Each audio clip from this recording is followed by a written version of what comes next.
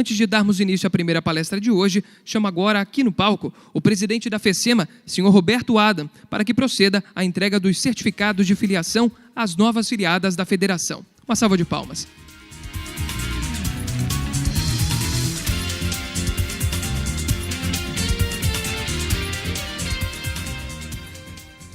Então, convidamos a primeira afiliada, nova afiliada da FECEMA, a vir receber aqui esse certificado. O Conversátil Centro de Mediação convida a doutora Jordane Flenick e também Kátia Quandit para virem receber esse certificado.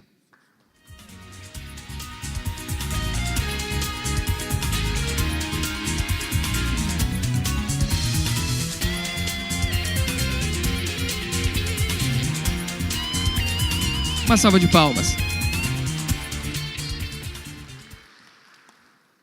Convido agora também a CEMARB, o Centro de Mediação e Arbitragem de Santa Catarina, e para receber a doutora Juliana Vustro, diretora da CEMARB. Uma salva de palmas.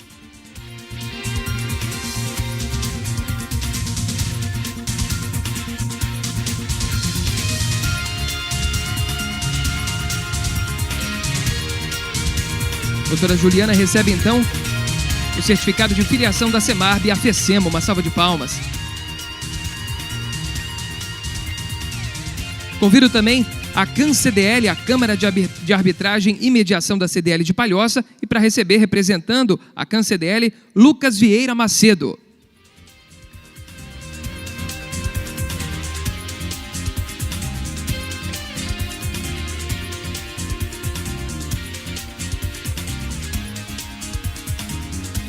E convidamos também a CMAA, a Câmara de Mediação e Arbitragem, a CIF, e para receber esse certificado de filiação, o senhor Rodrigo Bertier.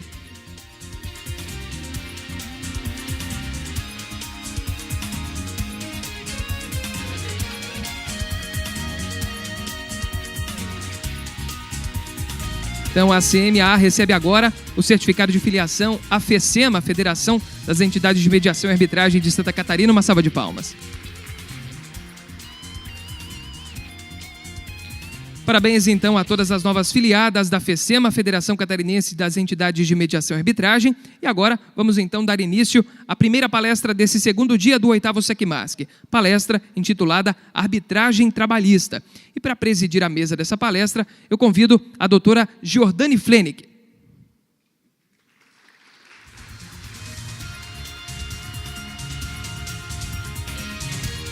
A doutora Jordane é advogada, mestre em Relações Internacionais, também é professora e escritora e diretora jurídica da FECEMA e também diretora de comunicação do CONIMA. E convidamos então agora a nossa palestrante para tomar o seu lugar aqui ao palco, a doutora Ana Lúcia Pereira.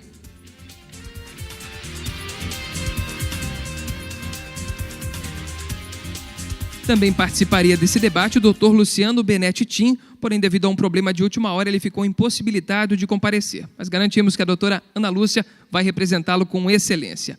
Informo também que no final desse debate a gente vai abrir espaço para as perguntas à palestrante. Essas perguntas devem ser enviadas para o telefone 48 98849 8698. No final a gente vai colocar também o telefone aqui no telão. Quem não quiser mandar pelo WhatsApp pode também escrever essa pergunta e entregar para uma das nossas assessoras que vão estar aqui nas laterais, que elas vão entregar aqui para a gente também. Bem, então agora passo a palavra à doutora Jordane para que faça a apresentação da nossa palestrante e dê início a essa primeira palestra do segundo dia do 8º SECMASC. Doutora Jordane. Muito bom dia. Vou pedir licença, e desculpa a vocês, mas meu amigo inseparável que hoje teve que vir comigo, então não está muito fácil falar. Mas confesso que fui surpreendida com esse convite. Para mim é uma alegria, porque falar sobre arbitragem trabalhista nesse momento é extremamente proveitoso, e ainda mais do lado de uma pessoa que sempre me ensina muito. Doutora Ana Lúcia Pereira é advogada, bacharel em administração de empresas, especialista em arbitragem, mediação e direito empresarial pela FGV. Professora em cursos de pós-graduação em arbitragem e mediação, sócia da Salomão Pereira Sociedade de Advogados e diretora do TAESP, Arbitragem e Mediação. Árbitra em diversas instituições, ex-presidente do CONIMA na gestão 2009 e 2013. Mas o que não está escrito aqui nesse currículo, e eu testemunho diariamente, é uma pessoa muito determinada, uma pessoa muito à frente do seu tempo, que tem ideias sempre arrojadas, inovadoras, corajosas, e principalmente trata desse assunto com uma tranquilidade e com uma propriedade que nos acalma e nos conforta diante de alguns assuntos controvertidos que a arbitragem trabalhista traz.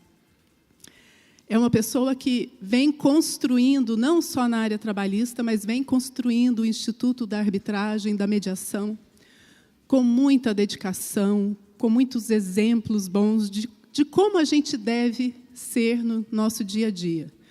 Então, para mim, Ana, é um presente estar aqui.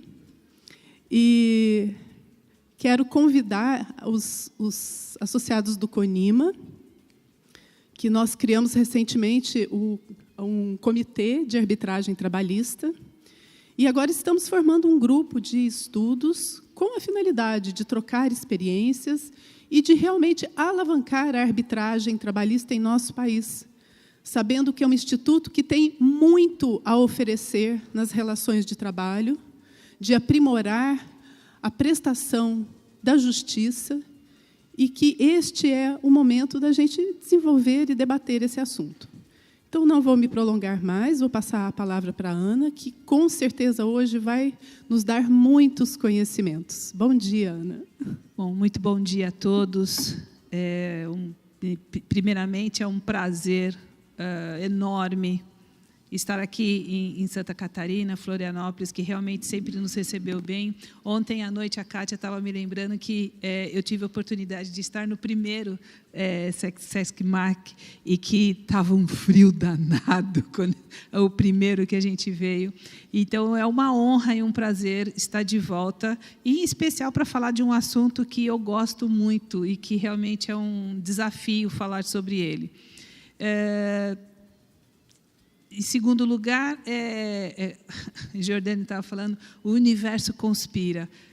E é um prazer estar aqui, podendo estar dividindo o painel com a Jordânia, que é companheira de agruras e dificuldades na área trabalhista, em especial na arbitragem trabalhista. Então, é um prazer, super obrigada a estar compartilhando com você. E o papel aqui, a ideia hoje é eu vou falar um pouco sobre a arbitragem com a perspectiva da reforma trabalhista, que é a Lei 13.467, as mudanças que elas trouxeram, e depois a gente deixa um tempo aberto, que eu acho que pode surgir bastante perguntas sobre isso, e a gente faz um bate-papo. Antes de falar especificamente sobre a reforma trabalhista e a perspectiva que trouxe para a arbitragem, eu gostaria só de fazer rapidamente uma contextualização da arbitragem trabalhista desde quando surgiu a lei de arbitragem lá em 96. Ontem a professora Selma disse que a ideia era colocar arbitragem trabalhista, possibilitar a arbitragem trabalhista no projeto original, mas que no momento em que o Brasil passava na época, houve uma escolha, ou colocava a arbitragem na área trabalhista e a lei não passaria, ou se tiraria, e aí vamos administrar com o tempo. Mas foi tirado, a lei passou, e quando veio a lei, lá em 96, quando me apresentaram a lei de arbitragem, eu olhei para aquilo e falei, imagina, para a área trabalhista, que isso? Não existe. Onde já se viu? Não tem recurso? Imagina. Árbitro indicado pelas partes? Imagina. 6 meses para resolver um problema trabalhista? Que isso? Bobagem. E, na época, eu trabalhava num sindicato, um sindicato patronal, e aí o meu presidente da oportunidade veio para mim e falou assim, Ana, você tem certeza que esta lei não se aplica para a área trabalhista? Não, presidente, imagina, onde já se viu colocar a arbitragem na área trabalhista? Ele falou, ok. Passou um tempo, voltou para mim, falou, Ana, eu estou sendo pressionado a colocar, para implantar a arbitragem no setor. Eu vou implantar com você ou sem você? O que você quer? Falei, imagina, meu presidente, um minutinho que eu vou verificar. Deixa eu olhar esta lei com outros olhos. Um minuto que eu vou mudar o meu paradigma. E aí, fui olhar a lei de novo, e aí comecei a olhar. Nossa, sem recurso? Que ótimo! Isso é uma excelente oportunidade para as empresas resolverem os seus problemas com rapidez. Ah, árbitros indicados? Nossa, isso é fantástico, porque aí agora, então, nós vamos poder escolher quem vai julgar as causas e etc, etc. Ou seja, mudei totalmente o paradigma e fui olhar com outros olhos. E, realmente, aí começou a implantou-se a arbitragem, acho que foi uma das primeiras categorias na época a implantar a arbitragem em dissídio coletivo, e começamos a utilizar a arbitragem nos conflitos individuais de trabalho. E aí começaram-se todas as agruras e dificuldades com isso. Quais foram? A lei, obviamente que a Lei 9.307 não fazia menção específica à área trabalhista. Isso foi uma questão de interpretação. E o grande problema que surgiu era, direito trabalhista é um direito disponível ou indisponível? Essa é a grande celeuma, e foi em cima desta celeuma que Ministério Público e Tribunal Superior do Trabalho, o TST, se debateram até então. E aí veio a grande pergunta, direito do trabalho, direito individual do trabalho, é disponível ou é indisponível? E aí eu faço uma grande pergunta para vocês. Quem milita na área trabalhista, qual é a primeira pergunta que fazem aos advogados ou às partes na hora que a gente senta à frente do juiz? Tem acordo? E muitas vezes o juiz te compele a fazer aquele acordo. Ele te induz, ele te leva efetivamente a fazer um acordo. Ora, se dá a possibilidade de fazer acordo, onde é que está a indisponibilidade? Mas isso era o que eles pensavam. E aí todos os acordos, e aí começou-se várias discussões sobre isso, começou a chegar os assuntos no TST. O TST, inicialmente, começou a dar decisões favoráveis, dizendo que sim, é possível a arbitragem na área trabalhista, desde que, após o encerramento do contrato de trabalho, posto que depois de encerrado, os direitos se tornam, sim, disponíveis. Você pode transacioná-los. Nós aqui, né, Jordane, ficamos super felizes. Eba, o TST está favorável. Vieram, acho que, uns 5 acordos favoráveis. E aí, o Ministério Público começou a se arvorar contra isso, contra a arbitragem, e eles entendiam que a Constituição tinha o que eles chamam de silêncio eloquente. No artigo 114 da Constituição, no parágrafo 2º, tem lá a possibilidade de se fazer a arbitragem para dissídios coletivos. E nada fala sobre dissídio individual. E aí o Ministério Público interpretou esta ausência de fala sobre o dissídio individual para dizer o seguinte: o Constituinte, ele fez, a Constituição tem o silêncio eloquente. Alguém estudou o que é silêncio eloquente na faculdade? Enfim, o silêncio eloquente para o Ministério Público era uma clara e explícita vedação à aplicação da arbitragem nos dissídios trabalhistas. Mas, se você for olhar em toda a legislação, você não encontra em nenhum momento, em momento algum, você encontra alguma coisa dizendo é vedada a arbitragem nos dissídios individuais do trabalho. Ao contrário, você tem uma clara determinação legal dizendo é possível arbitragem nos dissídios coletivos. E a gente aprende na faculdade dizendo que sim, quem pode o mais, pode o menos. Se eu posso mais nos dissídios coletivos, eu não posso menos nos dissídios individuais, sendo que os dissídios coletivos justamente norteiam e regem os dissídios individuais? Para o Ministério Público, não poderia.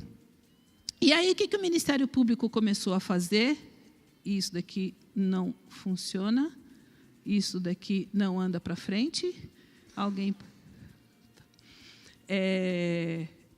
Como é que funciona?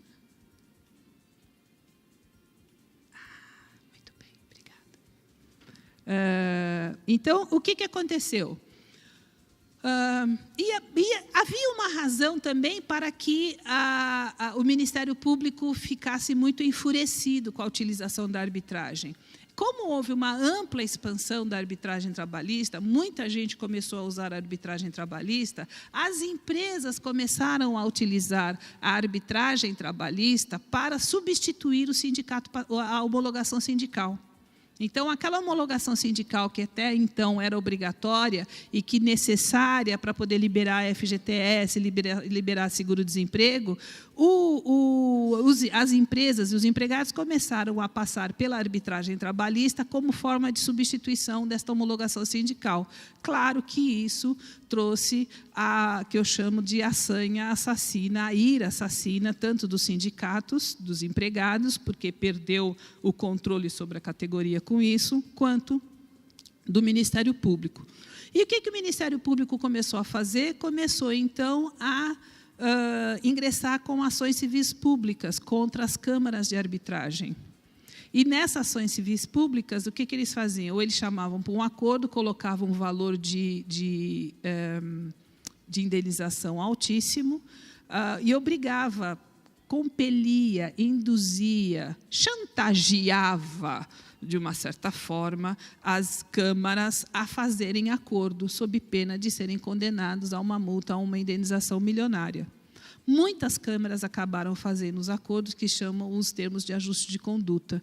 E esses termos de ajuste de conduta proibia os sócios da Câmara, os diretores da Câmara, os dirigentes da Câmara, os empregados da Câmara, os filhos dos dirigentes, os netos dos dirigentes, os tios, avós, os periquitos, os papagaios e os cachorrinhos, a serem proibidos a fazerem arbitragem na próxima e nas 10 próximas gerações, e não pensar mais na arbitragem. Mude o ramo de atividade. Essa era a linha dos termos de ajuste de conduta, não é brincadeira, era nessa linha, gente. Essa era a linha dos termos de ajuste de conduta. Como tinha uma possibilidade, se a coisa fosse para frente, uma ação civil pública, de uma multa, de ser condenado numa indenização multimilionária, muitos acabaram aceitando a fazer o termo de ajuste de conduta. E aí, qual era uma das condições desse termo de ajuste de conduta? As câmaras que faziam esses acordos tinham que mandar fazer nas gráficas cartazes para serem expostos nos tribunais do trabalho, nos tribunais regionais do trabalho, nas juntas das varas do trabalho, cartazes enormes dizendo: não faça arbitragem trabalhista, ela é ilegal e ela é lesiva aos direitos dos trabalhadores. Olha só, a Câmara que trabalha com isso, além de ser obrigada a fazer, ainda tinha que falar que aquilo que ela estava fazendo era ilegal. Era alguma coisa assim. Enfim, esse foi o cenário que aconteceu. Quando a Câmara resistia a fazer o termo de ajuste de conduta, onde que o Ministério Público ia? Nos clientes das câmaras. Então, pegavam os grandes clientes e chegavam nos clientes e falavam: olha, ou você assina o termo de ajuste de conduta de que você não vai mais fazer arbitragem na área trabalhista, ou então eu entro com uma fiscalização dentro da sua empresa. O que a empresa fazia? Por causa de arbitragem, eu vou comprar essa briga, atrair a sanha assassina do Ministério Público? Não, onde eu assino. E muitas empresas foram, e com isso, assinando os termos de ajuste de conduta. Isso criou, obviamente, uma insegurança jurídica muito grande. Nesse meio tempo, paralelamente a esse trabalho do Ministério Público, o TST mudou a jurisprudência dele. Aqueles acórdãos favoráveis, fantásticos, em favor da arbitragem, começaram a ser acórdãos contra. Começaram a ser posicionamentos desfavoráveis, com uma argumentação que eu digo que é uma argumentação reducionista, porque o acórdão de 2, 3, 4, 10 páginas, ela se resumia em falar que direito individual do trabalho era indisponível e irrenunciável, ponto. E, por isso, a lei de arbitragem era para direitos disponíveis, ela foi feita para questões cíveis, para questões comerciais, portanto, não se aplicava para a área trabalhista. E aí começou 1, 2, 3, 4, mudança dos membros do TST, e aí foi aqueles que estavam favoráveis começaram a ser vencidos, ou então foram saindo do tribunal, e aí começaram a ficar minoria. Resultado, a gente começou a ter uma maioria de acórdãos negativos e uma formação de jurisprudência, mas não súmula, mas jurisprudência, de que a arbitragem no direito trabalhista não se aplicava. E aí, claro que isso gerou uma insegurança jurídica por todo o mundo, e não obstante esta estatística que eu passo para vocês, que ela foi o número de arbitragens trabalhistas feitas no Brasil desde 96 até 2016, ou seja, 10 anos, ela números significativos, relevantes. E o tribunal julgava a exceção e não a regra, porque o que aparecia, o que caía, o que chegava ao conhecimento dos tribunais regionais do trabalho eram a exceção. Era menos de 1% que foi parar, que foi ser questionado na Justiça do Trabalho. 99% das arbitragens feitas no Brasil inteiro eram bem-sucedidas. Foram todas muito bem-sucedidas, porque não foram parar na Justiça do Trabalho. E menos de 1% que foram parar, por essa exceção, os tribunais começaram a tomar uma posição, e isso criou toda a insegurança jurídica. Muito bem, estávamos nós, né, na nossa labuta, como é que a gente faz, o que a gente faz. Houve a alteração, quando veio a reforma da lei de arbitragem, uma das possibilidades, estava até conversando com o Carmona hoje de manhã, uma das possibilidades era, vamos colocar a arbitragem, vamos tentar colocar a arbitragem na área trabalhista para os grandes contratos, os autos executivos, etc. Não concordaram, imagina onde já se viu a arbitragem na área trabalhista, de forma nenhuma, jamais, e foi vetado. Nessa nossa andança, lá no CONIME, quem trabalha na área trabalhista, na arbitragem trabalhista, ficava pensando como que poderíamos mudar este cenário. E as mais variadas ideias. Vamos tentar uma lei dentro do Estatuto da Microempresa. Vamos tentar uma lei na arbitragem. Ao mesmo tempo, começou a falar na mediação, mas aí veio um artiguinho que, na lei de mediação, que para a área trabalhista será lei específica. Mas aí vem um artiguinho na lei da mediação que ela pode fazer, a mediação pode ser para direitos disponíveis e direitos indisponíveis transacionáveis. Olha que interessante. Então, a luz do fim do túnel. E nos nossos melhores sonhos, nos nossos melhores devaneios, nos nossos melhores cenários futurológicos de possibilidade de arbitragem trabalhista, jamais passou nas nossas cabeças a possibilidade de que ela viesse contemplada na própria CLT. Isso, para nós que milita, foi um dos melhores presentes que a gente já poderia ter. Assim. Sabe quando você está no túnel, e você está andando no túnel, e você vê uma luzinha lá no fim do túnel, mas você não sabe se é a luz do final do túnel efetivamente, ou se é um trem que vem vindo contra você, né? Você fica nessa dúvida, mas você está indo no túnel, aí de repente você sai, nossa, é realmente a luz. Com uma rapidez impressionante, o Congresso aprovou uma reforma trabalhista, que a gente não tinha esta reforma há anos e anos, décadas que a gente está trabalhando com o mesmo tipo de legislação, uma legislação arcaica, uma legislação que não atendia à modernização das relações do trabalho, as mudanças que estavam ocorrendo, as mudanças que vão ocorrer com a Revolução 4.0, isso é fato, não tem retorno. Foi aprovada a reforma trabalhista, a lei que trouxe várias mudanças. Para o bem ou para o mal, é o que nós temos, é o que foi aprovado. Eu estive na Bahia há uns dois meses atrás, falando sobre isso, quase que eu fui massacrada e recebi todos os tomates do mundo, porque o povo lá odeia a reforma trabalhista, acha que isso é um absurdo. Não estou aqui discutindo se ela é boa ou se ela é ruim, é o que nós temos, é o que está aí, é o que foi aprovado, é com ela que a gente tem que trabalhar. E com ela que a gente tem que trabalhar, uma das coisas é arbitragem trabalhista. E como que ela foi, esta arbitragem trabalhista? Ela veio de um jeito interessante. Por quê? Artigo 507-A, e aí eu faço uma interpretação absolutamente extensiva. Eu não faço e não vou fazer, até por atividade, por militar na atividade, não vou fazer uma interpretação restritiva deste artigo 507-A. E o que seria esta cláusula restritiva, ou essa interpretação restritiva, ou uma interpretação extensiva?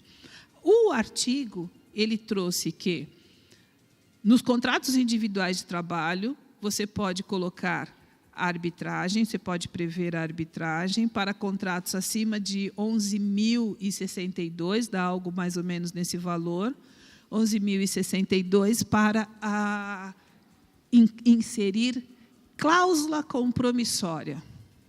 Observe que o legislador não falou em convenção de arbitragem, não falou em compromisso arbitral, ele falou em cláusula compromissória para contratos acima de 11.000 e pouco. Ou seja, se você quiser colocar a cláusula, estabelecer que você vai resolver qualquer conflito pela arbitragem nesses contratos, ele tem que atender essas duas condições, ser acima de 11.000. Esta condição, ser acima de 11.000. Aí, neste momento, aquele momento em que o empregado assina toda aquela papelada toda, ele assina até o vale, a pedido de demissão, ele assina qualquer negócio, naquele momento em que ele está sendo contratado, ele também pode assinar uma cláusula compromissória, dizendo que qualquer conflito será resolvido pela arbitragem. Muitos interpretam que esta é apenas a única possibilidade de você poder utilizar a arbitragem nos contratos de trabalho. Fora isso, você não pode usar a arbitragem nos contratos de trabalho. E aí eu digo que pode. Você pode fazer a arbitragem, utilizar a arbitragem em qualquer tipo de contrato de trabalho, seja do chão de fábrica até o alto executivo. O que você não pode é colocar a cláusula no momento em que ele está sendo contratado. Para isso, você precisa atender a este requisito. Mas uma vez que este empregado rescindiu o seu contrato de trabalho, se eu quiser resolver o meu conflito com ele, eu posso utilizar a arbitragem? Pode. Mas ele não está, ele ganha abaixo dos 11.000, não tem problema. Outro detalhe, a lei fala em remuneração. A lei não fala em salário. A lei fala em remuneração. Ora, se é remuneração, eu posso ter um salário registrado de R$2.000 e receber como remuneração mais de R$11.000. Nessas circunstâncias, eu também posso colocar a cláusula compromissória. E tem uma outra coisa que diferencia, que também é muito claro na reforma trabalhista. A reforma trabalhista trouxe o superempregado, que eu chamo de superempregado, que é aquele empregado que também é acima dos 11.000, que ganha salário acima dos 11.000, você pode colocar, ele tem autonomia para negociar qualquer coisa do contrato dele. Neste superempregado, ele precisa ter curso superior. Então, não é o caso aqui para a arbitragem. Na arbitragem, ele não limitou o curso superior. É só receber de remuneração acima de 11.000.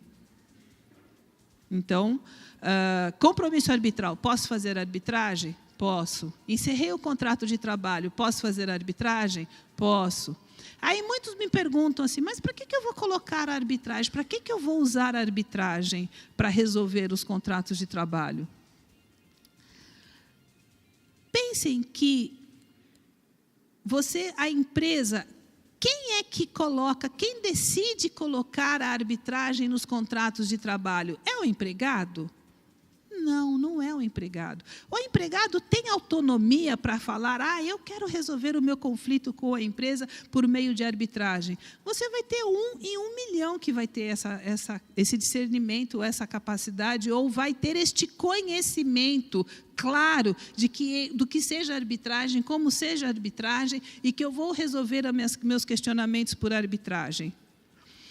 Este empregado, ele tem essa escolha? Dificilmente ele vai ter. Quem é que escolhe? Quem é que implanta esta política de solução de conflitos nas suas relações entre capital e trabalho? É a empresa. Isto é uma política da empresa. A empresa que resolve utilizar a arbitragem como política de solução de conflitos, que resolve utilizar a mediação como política de solução de conflitos. Não é o empregado. E por que a empresa vai escolher utilizar a arbitragem ou a mediação como política de solução de conflitos para resolver os seus conflitos? Abre aqui um parênteses. Tem 2 coisas na vida que o empresário sabe que vai ter. Ele vai ter problemas tributários e ele vai ter problemas trabalhistas. Isso é fato. Então, assim, a empresa precisa entender e saber como vai resolver os seus conflitos. Senão, dependendo do tipo de problemas, ela pode quebrar. Então, saber com antecedência e saber como utilizar, implantar uma boa política de solução de conflitos, para uma empresa bem gerida, isso é importante. E por que ela vai implantar a arbitragem ou a mediação como política de solução de conflitos? Porque é uma excelente ferramenta de prevenção de passivo trabalhista. É para isso que você usa a arbitragem. Ela é uma excelente ferramenta para prevenir passivo trabalhista, para controlar passivo trabalhista, para eu saber exatamente como está o meu passivo trabalhista. Se eu vou vender a empresa amanhã, eu sei exatamente qual é o meu potencial de passivo trabalhista. E a reforma trabalhista, a lei da reforma trabalhista, trouxe inúmeros outros mecanismos de solução de conflitos, permeando, que não necessariamente seja a arbitragem, não necessariamente a mediação, mas que podem ser utilizadas como ferramentas, tanto a arbitragem quanto a mediação.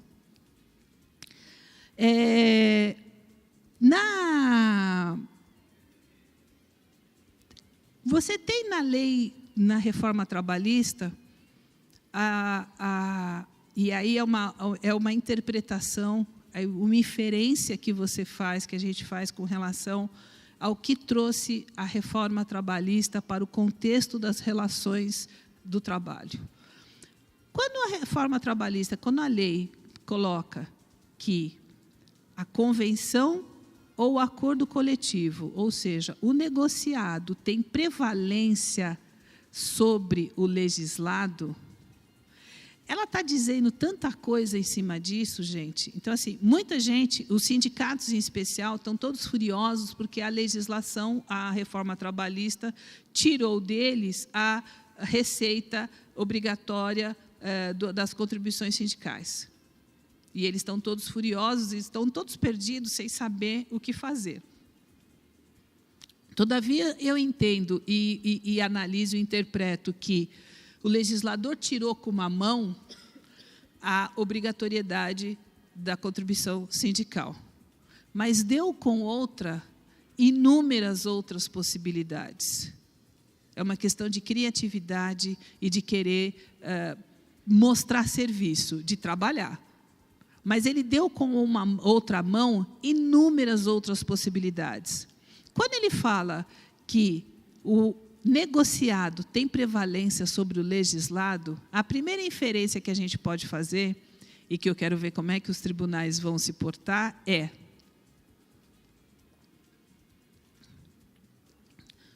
direito individual do trabalho, ele é indisponível?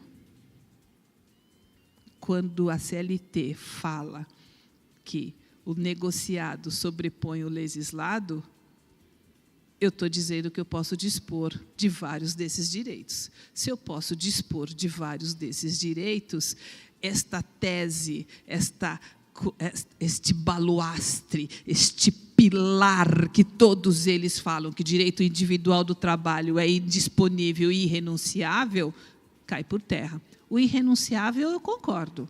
Ele continua sendo irrenunciável. Eu não posso renunciar ao meu direito de receber salário. Eu não posso renunciar ao meu direito de ter a jornada de trabalho. Eu não posso renunciar ao meu direito de receber, de ganhar, de ter aquele limite de trabalho. Ele continua sendo irrenunciável. Agora, indisponível?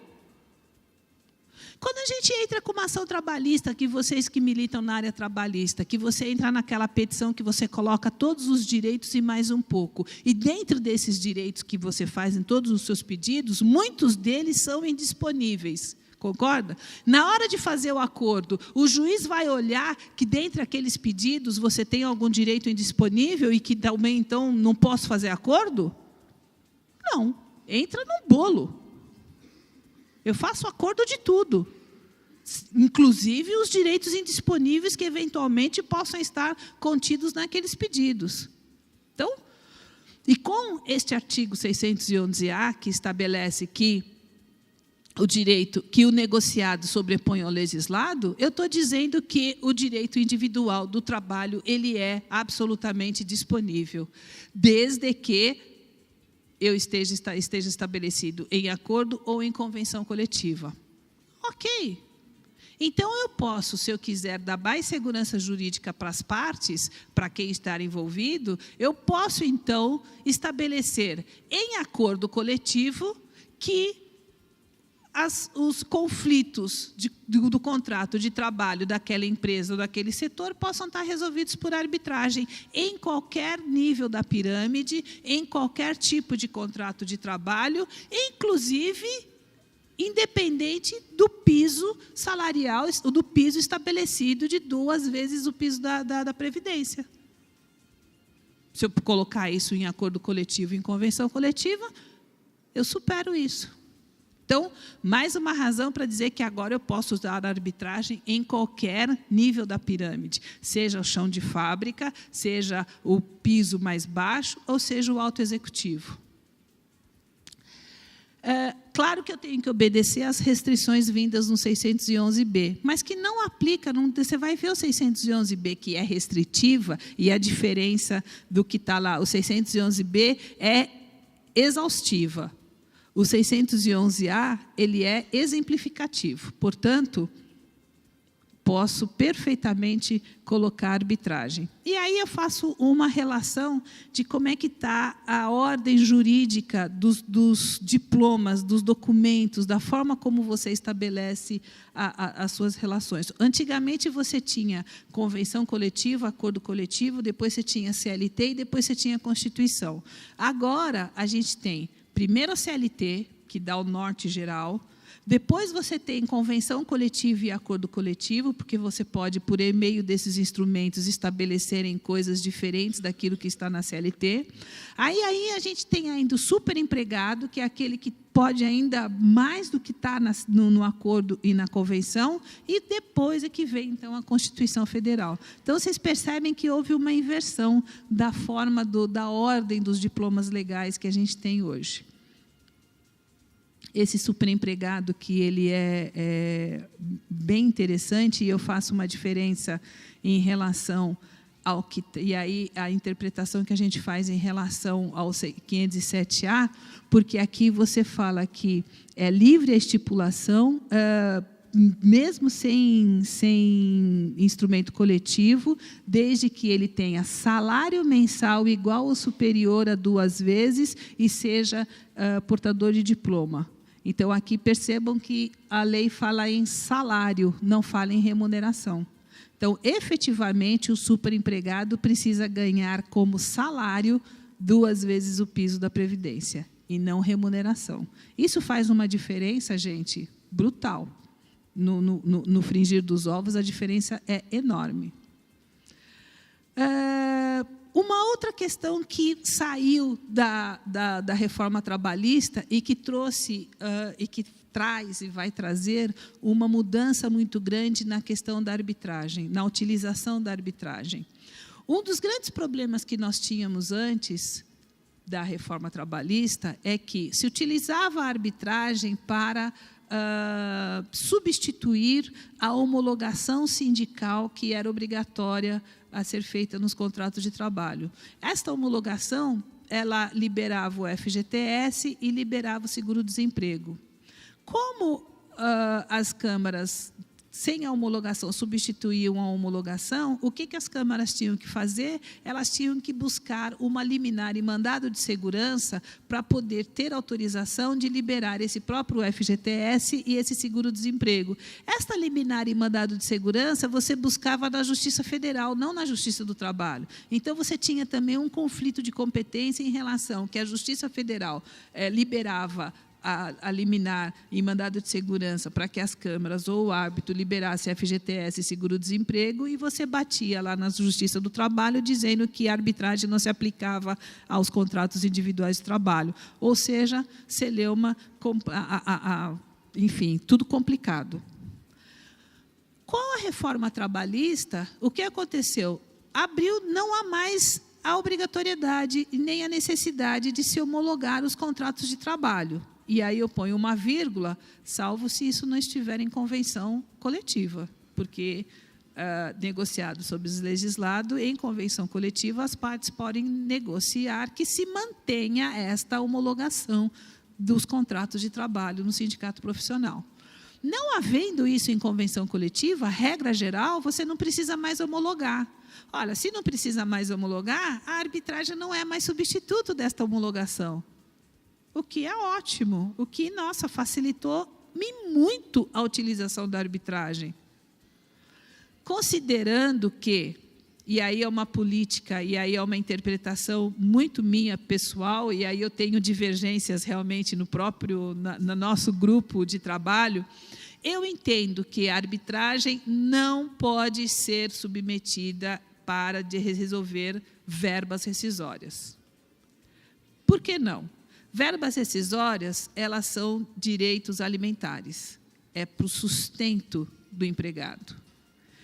Você falar para o empregado, vou pagar as suas verbas rescisórias em arbitragem, você tem um vício de consentimento implícito, porque eu não tenho alternativa, o empregado não tem opção. Ele não pode dizer, não vou receber as verbas rescisórias em arbitragem, em sede de arbitragem. Se ele não vai receber verbas rescisórias, ele não tem questão para o seu sustento. Se ele não tem a parte do seu sustento, você tem um vício de consentimento implícito. E aí não precisa muito para que o empregado possa conseguir a nulidade desta arbitragem em sede na Justiça do Trabalho. É só ele levar a ata dizendo que ele recebeu as verbas rescisórias e que ele não tinha alternativa. Ele não precisa fazer muita prova disso. Então, verbas rescisórias em sede de arbitragem, eu vejo que tem um vício de consentimento complicado aí, para você levar. Agora, paguei as verbas rescisórias, paguei saldo de salário, 13º, férias, bonitinho. E tenho diferenças dessas verbas rescisórias, essas diferenças eu posso resolver em arbitragem? Pode. Posso resolver todo o resto do contrato em arbitragem? Pode. Só tomo cuidado de não pagar as verbas rescisórias em sede de arbitragem, porque isso pode macular todo o procedimento. E como, com a nova lei, o artigo 477 foi substituído pela não mais obrigatoriedade de se fazer homologação, isso facilitou e muito a vida de quem quer fazer arbitragem trabalhista, porque eu não preciso mais passar no sindicato, eu não preciso mais substituir o sindicato. Eu pago a parte e levo para a arbitragem para resolver as diferenças do contrato de trabalho. Isso facilitou muito as câmaras, ou o árbitro não precisa mais ir atrás do mandado de segurança, da liminar para liberar FGTS, liberar seguro-desemprego. Não preciso de muito mais nada disso. Então, isso facilitou e muito a vida de quem quer implantar a arbitragem trabalhista. Outra coisa que eu acho que pode ser feita pela arbitragem. A nova lei, a reforma trabalhista, ela traz esse artigo que fala sobre a quitação anual daquele contrato de trabalho. Esta quitação anual, sendo bem utilizada, ela vai ser uma excelente ferramenta das empresas de não só administrar esse passivo, mas quitar o passivo trabalhista, de tal forma que, bem utilizada, a empresa vai ter no seu passivo, em vez de ter aquela preocupação de 5 anos, com mais 2 são 7, mas, na realidade, os 5 anos, ela vai ter um passivo só de 1 ano. E, dependendo da negociação com o sindicato, em acordo coletivo ou convenção coletiva, esta quitação anual pode ser feita em sede de arbitragem. Então, assim, é uma questão de negociação, mas pode ser feita em sede de arbitragem. Já caminhando para finalizar, as questões básicas do que você tem na reforma trabalhista, a outra questão que você também pode usar a arbitragem para resolver os contratos. A reforma trabalhista trouxe esse item da jurisdição voluntária, que seria a homologação de um acordo extrajudicial por petição conjunta na própria Justiça do Trabalho. E, com isso, você quita aquele contrato, aqueles eventuais reivindicações de diferenças contratuais. Aí eu pergunto, se eu posso fazer essa jurisdição voluntária na Justiça do Trabalho, dependendo das circunstâncias, também posso fazer em sede de arbitragem para resolver os problemas em conjunto pelas partes do contrato de trabalho. Então, observem que a reforma trabalhista, aí lembra lá em 96, quando o meu presidente falou, Ana, eu vou com você, eu vou sem você. Então, assim, da forma como você olha a reforma trabalhista, a lei da reforma trabalhista, ela pode ser muito bem utilizada. Depende da criatividade, da forma como você interpreta. Como a utilização da arbitragem até então gerou muita insegurança jurídica, então muitas empresas hoje, muitos advogados estão receosos de utilizar a arbitragem trabalhista. Mas cabe agora a gente respirar fundo, dar uma olhada para a lei com os olhos voltados para o futuro, para as mudanças, com os olhos voltados para a coragem e para a determinação, e implantar novas formas, implantar novos jeitos de solucionar os conflitos dentro da lei, dentro desses limites estabelecidos, mas assim, e sair, que eu chamo sair da caixinha. A gente tem que quebrar os nossos paradigmas de hoje, sair da caixinha que a gente tem, para a gente poder inovar e trazer novas soluções. Porque senão nós vamos ficar do mesmo jeito, resolvendo da mesma forma, resolvendo os mesmos problemas dos mesmos jeitos, nós vamos continuar tendo os mesmos resultados. E a gente precisa, então, sair desse nosso ambiente, dessa nossa zona de conforto que a gente tinha até então, e utilizar a lei da reforma trabalhista com esses novos olhos. E a área trabalhista, e a arbitragem, e a mediação, ela está, de uma certa forma, totalmente permeada na nova legislação. Então, cabe a nós ter a coragem, os operadores ter a determinação, ter uma análise, uma interpretação adequada para isso tudo, e começar a implantar, e começar a sugerir. E, para finalizar, cabe às câmaras de arbitragem que atuem na área trabalhista ter todo o cuidado, ter uma certa um cuidado efetivo para que a gente não repita os erros do passado e atraia de novo. O de novo aí é redundância, porque acho que a gente já tem a sanha assassina do Ministério Público, mas, de qualquer forma, porque a gente não puxe de novo toda aquela trabalheira e que a gente consiga trilhar um caminho sério, um caminho ético, um caminho tranquilo, e que as empresas os empregados possam ter esta ferramenta como solução. Acho que era isso que a gente tinha para trazer hoje. Obrigada, e fico à disposição para as perguntas. Obrigada.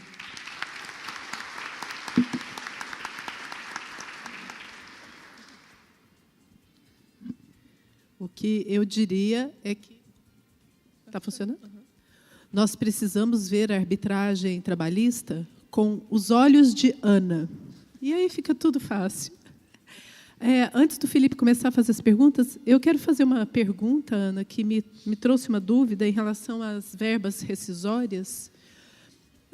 digamos que o empregado tenha a iniciativa de solicitar uma arbitragem para discutir as verbas trabalhistas. Não seria uma situação muito usual, mas entendo que pode ocorrer, porque o que muitas vezes acontece é justamente a divergência no momento do acerto.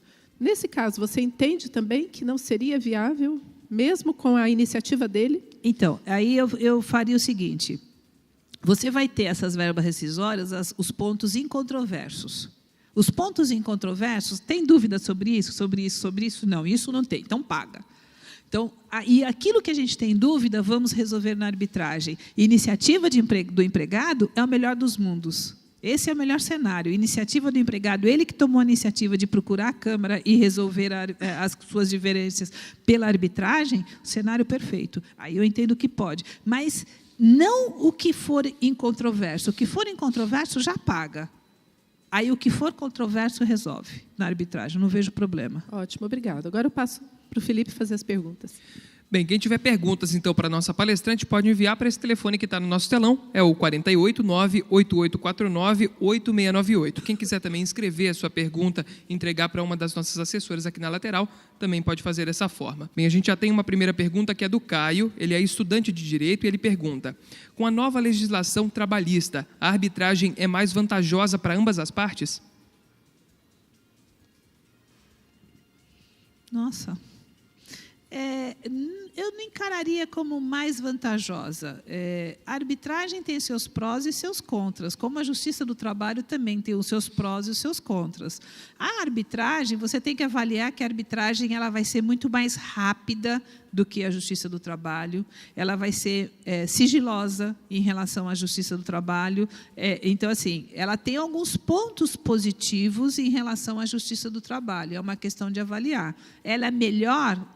Depende. Se eu tiver uma questão, por exemplo, de saúde do trabalhador, eu não posso ir para a arbitragem, eu tenho que necessariamente ir para a Justiça do Trabalho, porque aí eu tenho uma questão de direito indisponível. Então, se eu estiver discutindo, por exemplo, uma licença por um acidente de trabalho gerado na empresa, eu não tenho como discutir isso em arbitragem, porque isso envolve direito indisponível, que é o INSS. Então, necessariamente, eu vou ter que ir para a Justiça do Trabalho. Então, depende do caso. Há casos que eu não vou ter como resolver na arbitragem, dentro do direito do trabalho, que eu necessariamente vou precisar ir para a Justiça do Trabalho. Quando a gente tem uma situação no direito do trabalho que a gente chama de limbo. O INSS fala que o empregado está apto ao trabalho, volta para trabalhar, chega no médico do trabalho, o médico do trabalho fala que ele está inapto. E aí o empregado fica naquele limbo, nem lá e nem cá. Essa situação eu posso resolver na arbitragem? Não. Não posso. Eu necessariamente tenho que resolver na Justiça do Trabalho. Então, vai depender. Tem casos e casos. Vai ter casos que a arbitragem vai ser uma excelente ferramenta e vai ter casos que a arbitragem não pode nem passar perto. Ela vai ter que ser resolvida na Justiça do Trabalho. O Roberto, que é empresário, pergunta para a senhora, doutora Ana Lúcia: é possível fazer a quitação anual em uma câmara privada?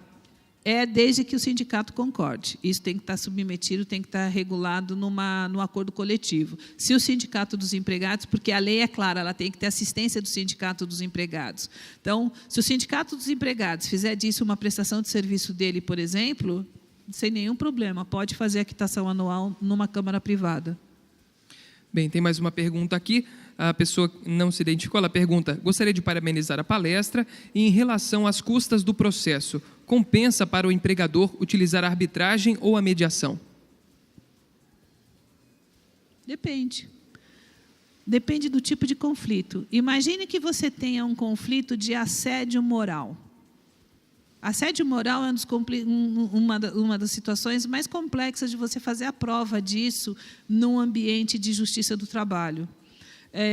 E você não resolve o problema, você resolve o processo, mas você não resolve o problema. Se você tem uma questão de assédio moral e um RH é bem antenado com isso, a mediação é uma excelente ferramenta para você resolver essa questão de assédio moral, porque você vai resolver toda a questão.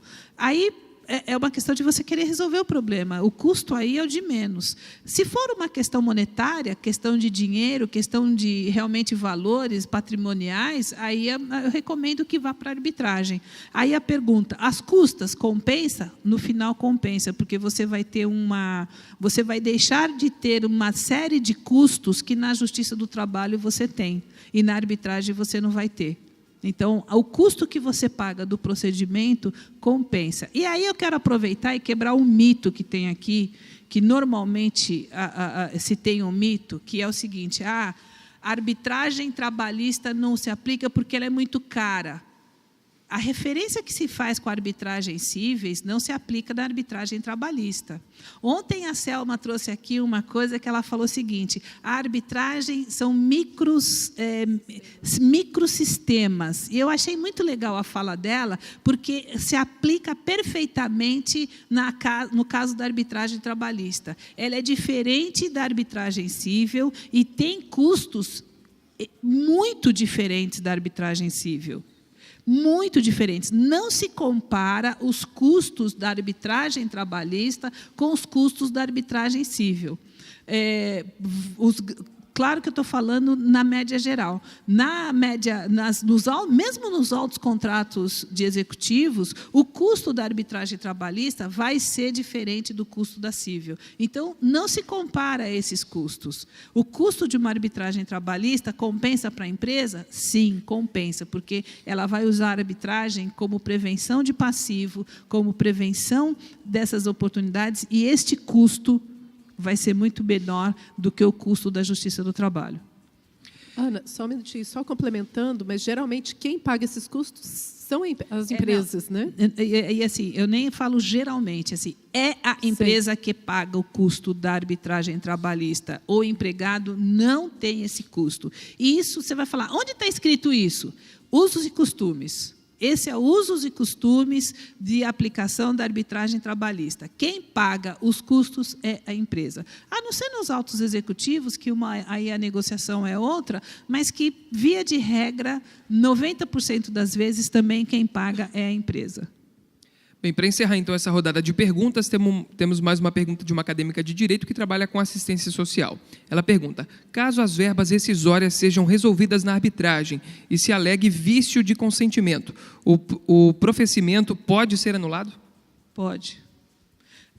Vício de consentimento é um dos itens possíveis de você anular um procedimento arbitral. Então, assim, aí a lei de arbitragem ela serve para todo mundo.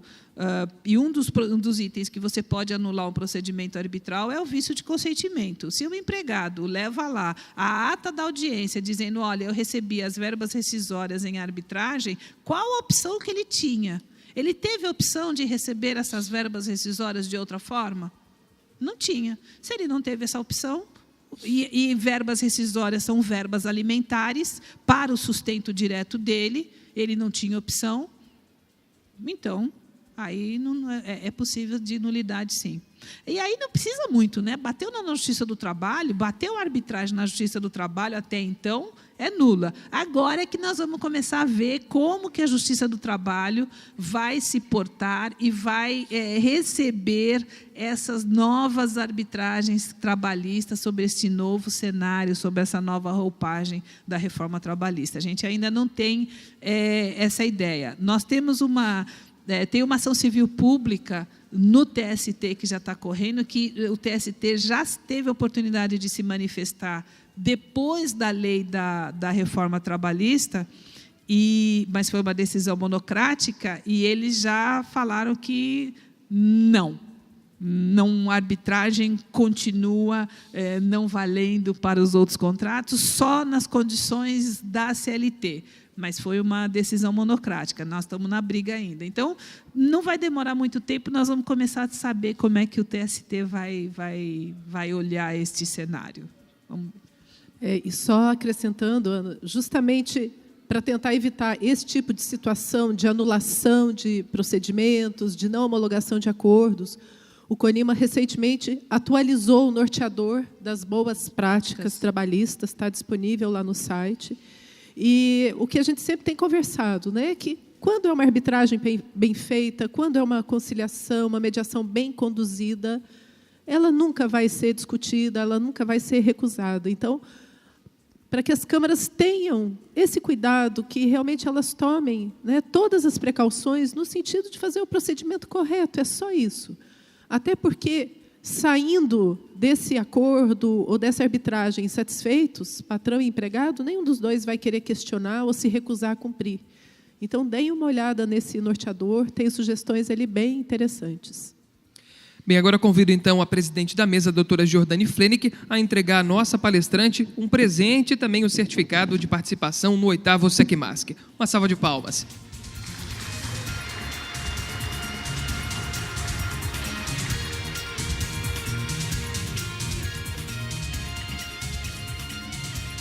Gostaria de convidar também o senhor André Fossati, diretor da Semarb, para entregar aqui para a nossa presidente da mesa, doutora Jordane Flenick, o certificado dela de participação aqui no 8º SECMASC. Uma salva de palmas.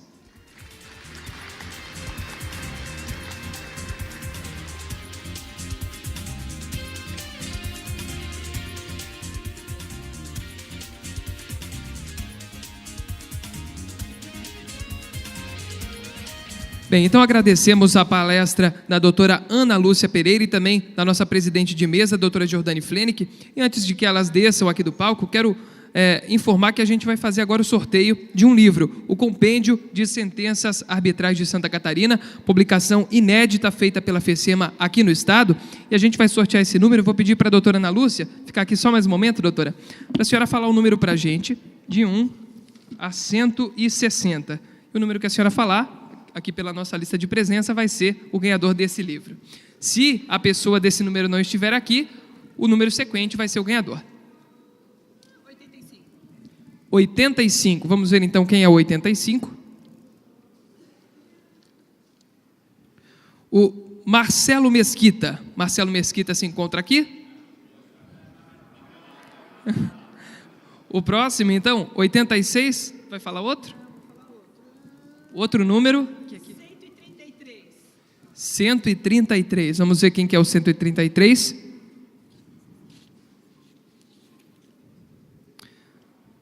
Vanderlei Raulino da Silva. Vanderlei Raulino da Silva. Uma salva de palmas para o Vanderlei. Pode vir aqui à frente.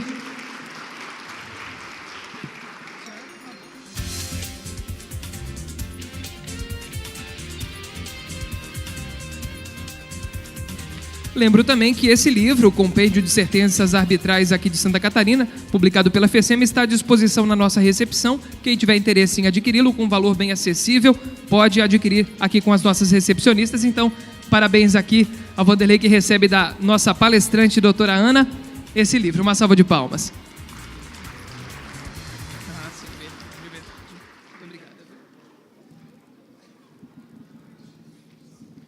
Bem, nesse momento convido a todos então para um coffee break que vai ser servido atrás aqui do nosso palco. Fiquem à vontade. Às 11 horas nós retornamos com a nossa próxima palestra sobre mediação para empresas com a doutora Tânia Almeida.